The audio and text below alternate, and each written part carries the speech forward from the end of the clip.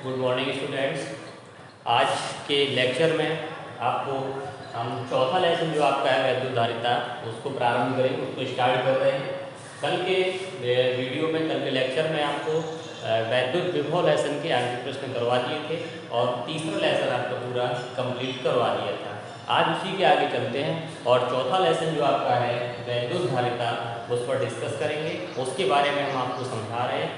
उसके पहले एक चीज़ और समझ लीजिए, जैसे मान लीजिए हम यहाँ पर आपको समझाते हैं, ठीक है, परिभाषा भी हम आपको एक्सप्लेन करते हैं, तो आप एक काम कर सकते हैं। जैसे मान लीजिए हमने परिभाषा एक्सप्लेन की और उसको जब हम बताते हैं तो आप अगर अपने नोट्स बनाना चाहें और रजिस्टर में आप नोट डाउन करना चाहें तो आप वो घर पे कर सकते हैं। आप क्या करेंगे, अपना स्टॉप कर दिए करेंगे बीच में वीडियो को, आप अपना नोट कर लीजिए, इसके बाद फिर से आप उसको चालू कर दिया करिए। तो इससे आप अपने नोट्स भी बना सकते हैं और तैयारी भी आप अपनी आराम से कर सकते हैं। तो सब लोग अच्छे से पढ़िए, जहाँ जिसको समस्या आ रही है आपकी समस्या का समाधान किया जाएगा। आप पूछते रहिए, हम आपको ज़रूर बताएंगे, ठीक है। चलिए आज का स्टार्ट करते हैं सेशन।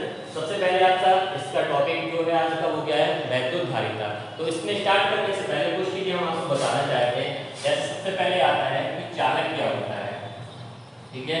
इसको आपको पहले लेसन में बता दिया गया था, चालक यानी आपका कंडक्टर क्या होता है इसके बारे में बताना है, ठीक है। तो चालक क्या होते हैं, वे पदार्थ जिसमें विद्युत धारा का प्रवाह आसानी से हो जाता है, ठीक है। जिसमें क्या हो जाता है, विद्युत धारा यानी इलेक्ट्रिक करंट का प्रवाह आसानी से हो जाता है, वो क्या कहलाते हैं, चालक, ठीक है।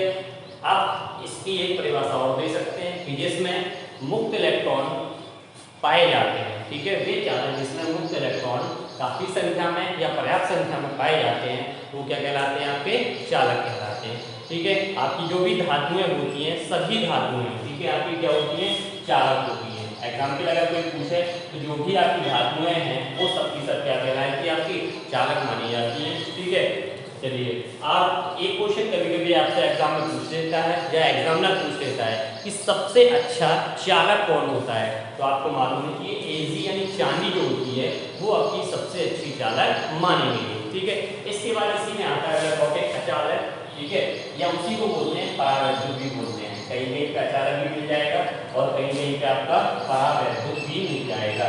तो देखिए क्या होता है चालक या परावैद्युत, वे चालक या वे पदार्थ जिनमें विद्युत धारा का प्रवाह नहीं होता, यानी जिसमें इलेक्ट्रिक करंट फ्लो नहीं होती है और जिसमें ना मुक्त इलेक्ट्रॉन नहीं पाए जाते हैं या मुक्त इलेक्ट्रॉन नगण्य संख्या में पाए जाते हैं, वो क्या कहलाते हैं, आपके परावैद्युत पदार्थ कहलाते हैं, ठीक है। जैसे आपका परावैद्युत पदार्थ में कागज हुआ, आपका पृथ्वी हुई, ये सब आपके क्या हुए, परावैद्युत पदार्थ कहलाते हैं। अब यहीं पे एक टॉपिक आता है कि आपके परावैद्युत पदार्थ जो होते हैं वो कितने प्रकार के होते हैं, ठीक है। तो परावैद्युत पदार्थ जो होते हैं वो आपके दो प्रकार के होते हैं। पहला होता है आपका ध्रुवीय, ठीक है, और दूसरा होता है आपका ध्रुवीय, ठीक है। पहला क्या होता है आपका ध्रुवीय पदार्थ, अध्रुवीय परावैद्युत पदार्थ, और दूसरा होता है आपका ध्रुवीय परावैद्युत पदार्थ, ठीक है। अब बात करते हैं अध्रुवीय परावैद्युत पदार्थ क्या होते हैं। अध्रुवीय क्या होता है, जिसमें वैद्युत द्विध्रुव आघूर्ण नहीं होता है, यानी वे पदार्थ जिसमें वैद्युत द्विध्रुव आघूर्ण नहीं होता, या जिन पदार्थों का या जिन तत्वों का वैद्युत द्विध्रुव आघूर्ण नहीं होता है वो क्या कहलाएंगे, आपके अध्रुवीय पदार्थ कहलाएंगे। और जिसमें वैद्युत द्विध्रुव आघूर्ण होता है वो आपके क्या कहलाएंगे, ध्रुवीय पदार्थ कहलाते हैं। अब अध्रुवीय के एग्जाम्पल क्या है, जैसे आपका N2 हुआ, O2 हुआ, ये सब क्या है आपके अध्रुवीय के। और आपका ध्रुवीय की आपको बात करनी है, जैसे आपका HCl हुआ, आपका N2O हुआ आपका, ठीक है, CO हुआ, HCl हुआ आपका, ठीक है। जैसे HCl हो गया, HBr भी ले सकते हैं आप अपना, ठीक है, CO2 CO भी ले सकते हैं। ये सब एग्जाम्पल आपके किसके हुए, अध्रुवीय, ध्रुवीय के और अध्रुवीय के। फिर एक बार समझ लीजिए, अध्रुवीय क्या होते हैं, वे तत्व या वे पदार्थ जिनमें वैद्युत द्विध्रुव आघूर्ण नहीं होता है या जिनका वैद्युत द्विध्रुव आघूर्ण जिनमें नहीं पाया जाता है वो क्या हो जाएंगे, आपके अध्रुवीय परावैद्युत पदार्थ हो जाएंगे। और ध्रुवीय परावैद्युत पदार्थ क्या हो जाता है, जिसमें या जिनका वैद्युत द्विध्रुव आघूर्ण पाया जाता है वो कहलाते हैं आपके ध्रुवीय परावैद्युत पदार्थ। अब ध्रुवीय के एग्जाम्पल क्या हैं? HCl है, HBr है, CO। आपको एक चीज और बताएं, जैसे आपने पहले लेसन में पढ़ा था वैद्युत द्विध्रुव आघूर्ण पढ़ा था, ठीक है। तो वैद्युत द्विध्रुव आघूर्ण जो होता है वो कौन से होंगे? आपके ध्रुवीय कहलाएंगे, ठीक है। और जिनमें वैद्युत द्विध्रुव आघूर्ण नहीं पाया जाएगा वो क्या हो जाएंगे? अध्रुवीय। तो वहां जितने भी एग्जाम्पल वैद्युत द्विध्रुव आघूर्ण के थे वो सारे के सारे आपके इसमें आ जाएंगे, ठीक है। क्लियर है?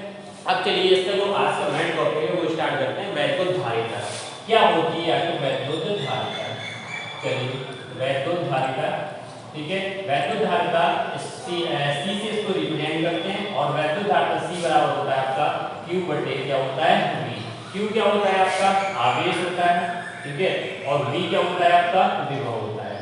चलिए अब इसकी परिभाषा देखते हैं, क्या हो जाएगा आपका, ठीक है। C बराबर सीधे सीधे हो जाएगा किसी चालक को दिया गया आवेश तथा विभव वृद्धि का अनुपात जो होता है वो क्या कहलाता है? वैद्युत धारिता कहलाता है। फिर समझ लीजिए, किसी चालक को दिया गया आवेश तथा विभव वृद्धि का अनुपात क्या कहलाता है? वैद्युत धारिता कहलाता है।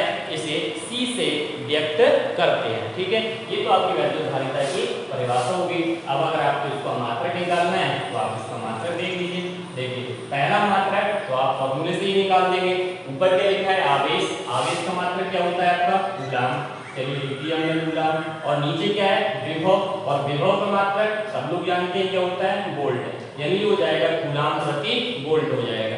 इसके बाद इसका जो दूसरा और मोस्ट यूजफुल मात्रक है वो होता है आपका फैराड, ठीक है। क्या होता है? फैराड होता है। ये सबसे ज्यादा आपको यूज करना है, सबसे ज्यादा आपको न्यूमेरिकल्स लगाएंगे आप तब भी वहां यूज होगा, हर जगह क्या यूज होगा? फैराड यूज होता है। फिर भी आपको दोनों याद रख के चलने हैं, ठीक है। अब अगर इसकी आपको विमा निकालने को कह दें तो आप विमा निकाल दीजिए। सबसे पहले किसकी विमा निकालनी है? आवेश। आवेश की क्या होती है विमा? सबको मालूम है dt होती है, लिख दिया हमने भी। अब बात करते हैं विभव की। विभव की याद है? अच्छी बात है। नहीं याद है फौरन आप निकालिए। V बराबर क्या होता है? W बटे Q। W की क्या होती है? ml square T minus 2। Q की क्या होती है? AT। सब ऊपर जाएंगे आ जाएगा ml square 2 T minus 3 A minus 1 उठा के रख दीजिए। ये हो गई आपकी ml square 2 T minus 3 A minus 1। बस आपको सिर्फ एडजस्ट करना है तो ऊपर ले जाइए, क्या हो जाएगा? n की पावर माइनस 1, n ऊपर जाएगा माइनस 2, t ऊपर जाएगा प्लस का हो जाएगा 4, ठीक है। a ऊपर जाएगा 2 हो जाएगा। तो ये आ गया आपका वैद्युत धारिता की मात्रक, परिभाषा और विमा, तीनों चीजें आपके सामने हैं, ठीक है। अब इसी में एक क्वेश्चन आपसे पूछ लेता है, उसको भी हम एक्सप्लेन करेंगे रहे। वो पूछता है कि यदि एक फैराड क्या होता है, या आ जाता है एक नंबर में एक फैराड की परिभाषा दीजिए। तो आपको एक फैराड की कैसे देंगे? देखो आपको मालूम है कि धारिता C बराबर क्या होता है? Q बटे V होता है और मात्रक क्या होता है इसका? फैराड होता है धारिता का, लिख दिया हमने, ठीक है। अब यहाँ में एक लेके आना है। एक कब आएगा? जब आप V का मान भी कितना कर देंगे? विभव भी 1 कर देंगे 1 वोल्ट का, ठीक है। और आप अपना आवेश भी कितना कर देंगे? 1 कूलाम का। जब दोनों एक हो जाएंगे तो जो हमारी धारिता है C वो कितनी हो जाएगी आपकी? 1। धारिता C बराबर कितना आ जाएगा आपका? 1 फैराड आ जाएगा। कोई समझते हैं इसमें? यानी आपकी परिभाषा क्या हो जाएगी? किसी चालक को, यदि किसी चालक को 1 कूलाम का आवेश दिया जाए और उसके विभव में 1 वोल्ट की वृद्धि हो तो चालक में उपस्थित वैद्युत धारिता का मान 1 फैराड के बराबर होगा। तो सुन लीजिए, यदि किसी चालक को 1 कूलाम का आवेश दिया जाए और उसके विभव में 1 वोल्ट की वृद्धि की जाए तो उस पर उपस्थित धारिता 1 फैराड के बराबर होती है। तो ये आपका हो गई है 1 फैराड की अगर कोई परिभाषा पूछता है तो आप सीधे सीधे यहाँ से परिभाषा निकाल के दे सकते हैं। चलिए अगला इसमें डेरिवेशन आता है। अगला इसका जो डेरिवेशन है वो आपका आता है विलगित गोलीय चालक की धारिता क्या होती है, ठीक है। चलिए समझते हैं उसको। विलगित गोलीय चालक की धारिता, विलगित गोलीय चालक की धारिता, ठीक है। एक आपको गोलीय चालक है जिस पर हमने प्लस Q कूलाम का आवेश समान रूप से बांट दिया है और उस पर आपको क्या निकालनी है? धारिता निकालनी है कि कितनी धारिता आपकी होगी उसमें। चलिए देखते हैं। एक आपका ये हमने ले लिया है गोलीय चालक ले लिया है, ठीक है।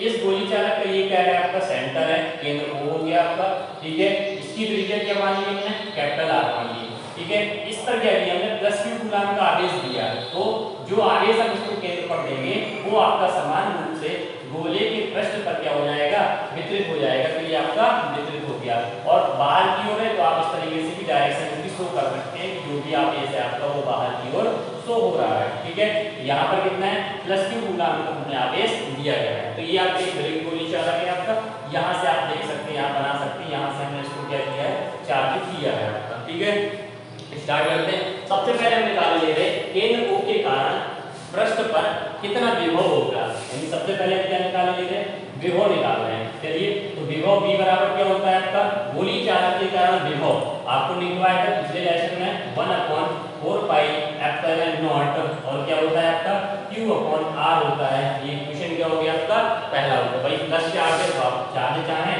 तो उसका चिन्ह भी लेके चल सकते हैं, तो हमारा ये हो गया। अब जैसे ही आपको विभव मालूम चला, ठीक है, वैसे ही आप क्या निकालिए, धारिता। क्यों, क्योंकि आपका टारगेट क्या है, धारिता निकालना है, तो आप फौरन धारिता का फॉर्मूला याद कर लीजिए। ठीक है, धारिता C बराबर होता है आपका Q/V होता है। ठीक है, V का मान आपको मिल गया, उठा के रख दीजिए, तो Q/ क्या आ जाएगा, 1/4 पाई एप्सिलॉन नॉट। ठीक है, और साथ में क्या है, प्लस Q ब्रैकेट में रहेगा अपॉन R है। तो ये नीचे वाली जो चीज है वो कहाँ पहुंच जाएगी, ऊपर आंसर पहुंच जाएगी। मतलब Q से Q क्या कर सकते हैं, कैंसिल कर सकते हैं, तो ये आ गया 4 pi epsilon not into R, और यहाँ क्या आ गया C। यानी ये आ गया कि जो विलगित गोलीय चालक की धारिता होती है वो कितनी होती है, C इक्वल होता है 4 पाई एप्सिलॉन नॉट और इनटू क्या होती है आपकी R होती है। अब यहाँ पर एक नंबर का कभी कभी क्वेश्चन आ जाता है कि जो विलगित गोलीय चालक की धारिता होती है वो किस चीज पर निर्भर करती है। ठीक है, तो चलो उसके पहले हमें एक चीज और बताएं। अभी तो हमने जो गोलीय चालक किया था वो निर्वात था, यानी वायु स्थित थी उसमें, या निर्वात था। ठीक है, जब ये कंडीशन थी वायु या निर्वात की, तो यहाँ क्या लिया था हमने, एप्सिलॉन नॉट लिया था। अगर हम यहाँ कहते हैं कि गोलीय चालक के अंदर कोई परावैद्युत पदार्थ हमने रख दिया, या कि परावैद्युत पदार्थ वैद्युत पदार्थ से युक्त गोलीय चालक की धारिता अगर हम आपसे पूछ दें, तो यहाँ केवल एक चेंजिंग आ जाती है, क्या हो जाएगा, 4 पाई एप्सिलॉन नॉट K और इनटू क्या आ जाएगा, R आ जाएगा। यानी अगर परावैद्युत पदार्थ के तहत आपसे कभी कुछ कह दे तो आपको एप्सिलॉन नॉट के आगे क्या यूज कर देना है, K लगा देना है। और अगर नहीं कह रहा है, इसका मतलब वो तो वायु या निर्वात में है, तो आपको K का मान कितना यूज करना है, 1, क्योंकि वायु या निर्वात के लिए जो K का मान होता है वो कितना होता है आपका, 1 होता है। ठीक है, अब यहाँ पर एक नंबर का जो आपसे क्वेश्चन बता रहे थे, क्या पूछा जाता है कि वो विलगित गोलीय चालक की धारिता होती है वो किन चीजों पर निर्भर करती है। तो पहली बात तो सीधा सिंपल देखेंगे कि जो C है वो किस पर डिपेंड कर रही है, R पर, यानी जो धारिता होती है वो निर्भर करती है विलगित गोलीय चालक की त्रिज्या पर। ठीक है, पहला क्वेश्चन जो ज्यादा से ज्यादा पूछा जाता है वो यही कि गोलीय चालक की धारिता किस पर निर्भर करती है, तो आप क्या लिखेंगे, गोली की त्रिज्या पर, या जो गोला है हमारा विलगित गोलीय चालक है उसकी त्रिज्या पर। दूसरा ज्यादा से ज्यादा क्या कह सकते हैं, परावैद्युत पदार्थ पर भी निर्भर करती है। तो ये तो हो गया आपका क्या कहलाता है, आपका ये विलगित गोलीय चालक की धारिता। चलिए इसमें आगे अगला टॉपिक स्टार्ट करते हैं आपका। इसके बाद आपका आता है संधारित्र वगैरह आता है, तो उसको हम आपको समझा रहे हैं, समझिए क्या होता है संधारित्र। ठीक है, चलिए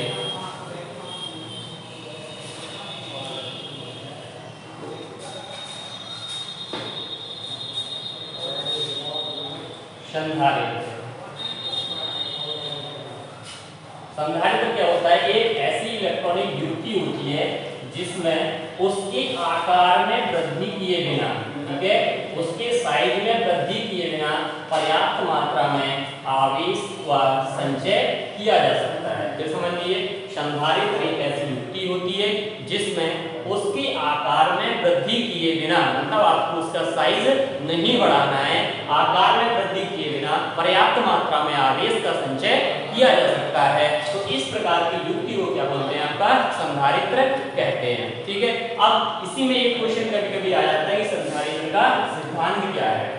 ठीक है, संधारित्र का सिद्धांत क्या है, तो सिद्धांत समझिए, दो चालक है आपका, एक चालक हमने ले लिया, इस पर क्या है, प्लस की कूलाम का आवेश है, और इसी के पास में हमने क्या कर दिया, स्पर्श करते हुए दूसरा चालक अपने रख दिया। तो जब दो चालक एक दूसरे के पास रखे हो तो दूसरा चालक क्या करता है, पहले चालक के विभव में निरंतर कमी करता जाता है। ठीक है, अब जब ये इसके विभव में क्या करेगा, कमी। तो आपको मालूम है फॉर्मूला C बराबर क्या होता है, Q अपॉन V।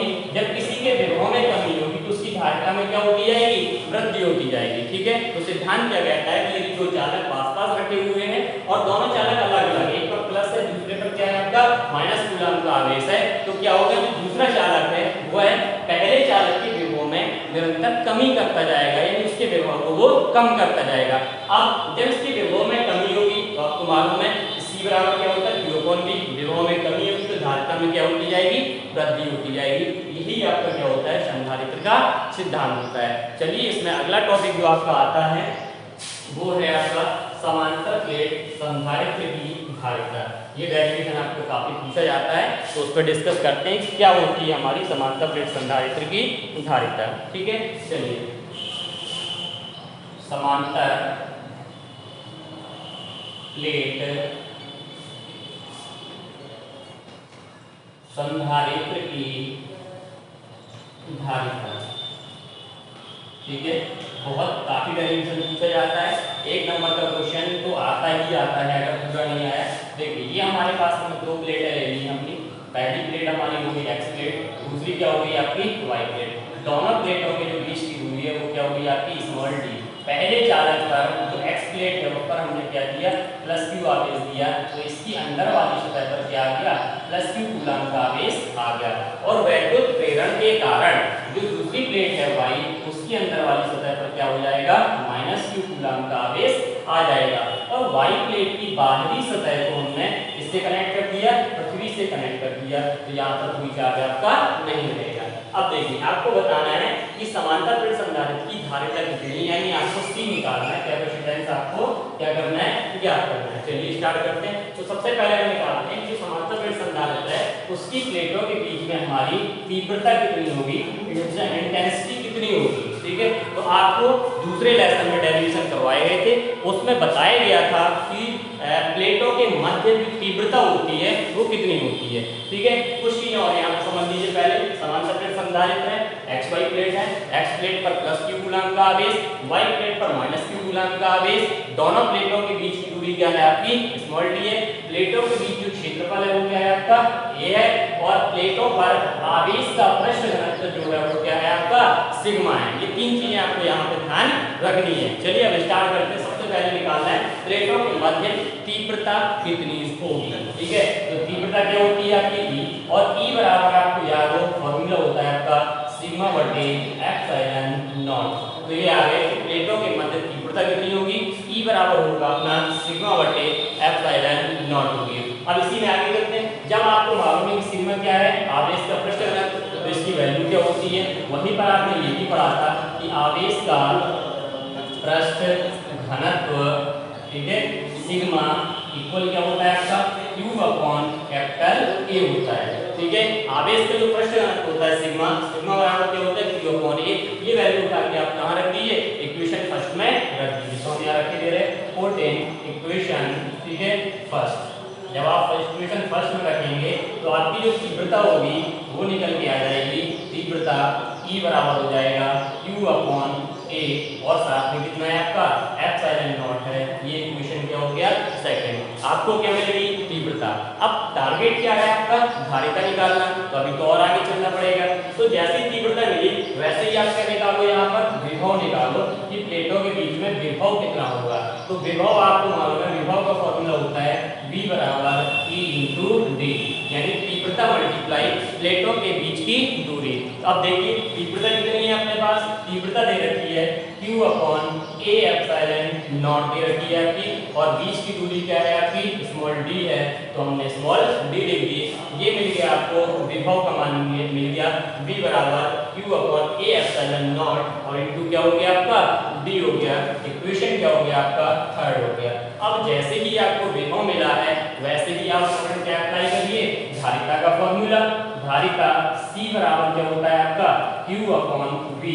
V का जो वैल्यू मिली है वो उठा के आप ऊपर रख दीजिए। तो धारिता C बराबर क्या आएगा, Q अपॉन, और V की जगह रख देंगे Q इंटू D, और जो आपका नीचे लिखा हुआ है हर में A एप्सिलॉन नॉट वो लिख दिया, ऊपर लिख दीजिए। तो क्या हो जाएगा Q multiply A epsilon not upon Q into D. Q से क्यू क्या हो गया, कैंसिल हो गया और आपकी धारिता निकल के आ गई C बराबर A एप्सिलॉन नॉट और अपॉन क्या आ गया, डी आ गया। ये निकल के आ गई आपकी समांतर प्लेट संधारित्र की धारिता। ठीक है, अभी तो ये क्या है, निर्वात, इसके अंदर क्या है, निर्वात या वायु है, तो आपकी हो गई। अब अगर हम कहते हैं कि इसके अंदर परावैद्युतांक का कोई पदार्थ रखा हुआ है, तब आपकी धारिता क्या हो जाएगी। तो आपको अब ये भी पिछले डेरिवेशन में भी बताया था, केवल क्या ऐड कर देना है कि A एप्सिलॉन नॉट K और अपॉन क्या हो जाएगा आपका D हो जाएगा। ठीक है, फिर एक बार समझ लीजिए, सिंपली सबसे पहले क्या निकालना है आपको, तीव्रता। तीव्रता क्या होती है, सिग्मा बटे एप्सिलॉन नॉट। तीव्रता मिली तो सिग्मा का मान रखा, सिग्मा और अब होता है Q अपॉन A, तो C आपका E आपका निकल गया कि Q upon A epsilon not. तीव्रता जैसी मिली वैसे ही आपको विभव निकाल देना है। विभव V बराबर क्या होता है, इनटू D। E आपको मिल गया, उठा के रख दीजिए और विभव मिल गया, तो विभव मिलने के बाद कोई दिक्कत होती नहीं है, धारिता के फॉर्मूले में आप मान रख दीजिए, सॉल्व करके आप अपना निकाल सकते हैं। अब यहीं पर आपके एक क्वेश्चन और आता है, यहीं पे हम बताए दे रहे हैं। क्वेश्चन ये आता है कि समांतर प्लेट संधारित्र की धारिता किन चीजों पर या किन बातों पर या किन कारकों पर निर्भर करती है। चलिए, तो आपको कहीं कोई प्रॉब्लम नहीं होनी चाहिए, जो फॉर्मूला है उसको बस याद रखिए। धारिता C बराबर कितना होता है, A एप्सिलॉन नॉट K और अपॉन क्या होता है, D। बस जितने यहाँ पर एलिमेंट्स हैं उन्हीं चीजों पर क्या करेगी, वो डिपेंड करेंगे। ठीक है, सबसे पहले क्या है आपका क्षेत्रफल, यानी जो समांतर प्लेट संधारित्र की धारिता होती है वो प्लेटों के क्षेत्रफल की कैसी होती है, समानुपाती होती है। ठीक है, यानी अगर क्षेत्रफल ज्यादा होगा तो धारिता भी क्या होगी आपकी, ज्यादा होगी। ठीक है, दूसरा पॉइंट क्या होता है कि समांतर प्लेट संधारित्र की जो धारिता है वो किसके, परावैद्युतांक के भी समानुपाती होती है। यानी परावैद्युतांक की का वैल्यू या परावैद्युतांक का मान यदि अधिक होगा तो आपकी धारिता भी क्या होगी, अधिक होगी। और तीसरा जो पॉइंट होता है आपका D, यानी धारिता का जो मान होता है प्लेटों के बीच की दूरी के व्युत्क्रमानुपाती होगी। यानी यदि प्लेटों के बीच की दूरी आपकी अधिक है तो धारिता का मान क्या होगा, कम होगा। व्युत्क्रमानुपाती का यही मतलब होता है, एक यदि बढ़ेगा तो दूसरा क्या होगा आपका, घटेगा। ठीक है, तो आपको आज के टॉपिक में, आज आपके लेक्चर में इतना ही रहेगा। तो जो भी आज आपके करवाए हैं वो आप अपने तैयार करिए, नोट्स बनाना चाहे नोट्स में नोट करते रहिए अपना और कंप्लीट करते रहिए। कल आपको इसी के आगे चलेंगे, इसी के आगे पढ़ाया जाएगा।